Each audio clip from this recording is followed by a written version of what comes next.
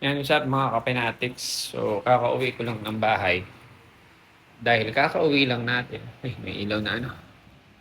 Yun, kape muna tayo.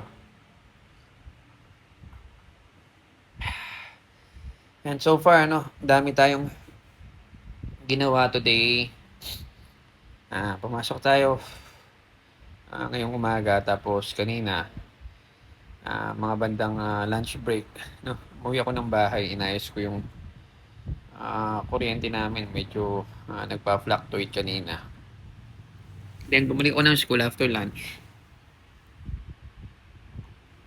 Tapos nagpunta naman kami ng punta kami ng sabi yun, Bebe Matwa Elementary School para sa early registration yan. No? Shout out dun sa mga pupils, no? Pati na rin sa mga teachers po ng Bebe Matwa Elementary School, and thank you so much sa pagtanggap po sa amin, no? Mainit na pagtanggap yan.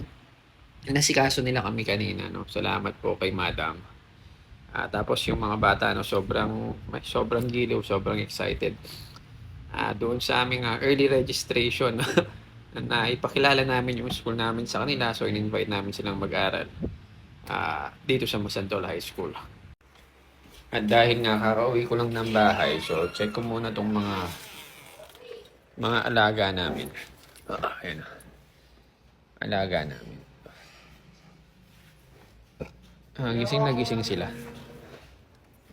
Gising sila sa oras na to.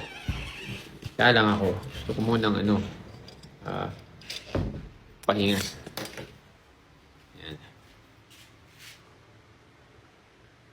Kasi mapapasabak na naman tayo sa isa na namang araw. Punong-puno ng trabaho. Ay, nakuha pala namin. Nakuha ni Madam kahapon dun sa claw machine sa mall, sa San Fernando. Ayun. Galing na ni Madam kumuha sa mga claw machine. Yan, lagi siya nakakuha sa claw machine. Sana all. Yan. So, relax muna tayo ngayon. So, mamayang konti, balik tayo ng trabaho. Kasi marami na namang naghihintay ng trabaho. Kaya, thank you so much po mga kapinatik sa patuloy na pagsuporta sa ating YouTube channel, no, sa panonood. Shout out sa inyong lahat diyan, no. Shout out yan. Shout out, no. So babalik kami next week niyan sa Bebe Matwa Elementary School para kunin yung mga forms na binigay namin. So kung mayroong mga batang mag-i-enroll sa school.